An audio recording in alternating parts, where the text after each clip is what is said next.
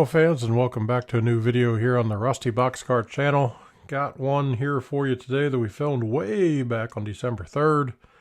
Filmed this at the Nashville National Cemetery. It is a mixed manifest slash empty coal running under the empty coal symbol. So it's an E040 making its way north from Taft, Florida to Oaktown, Indiana.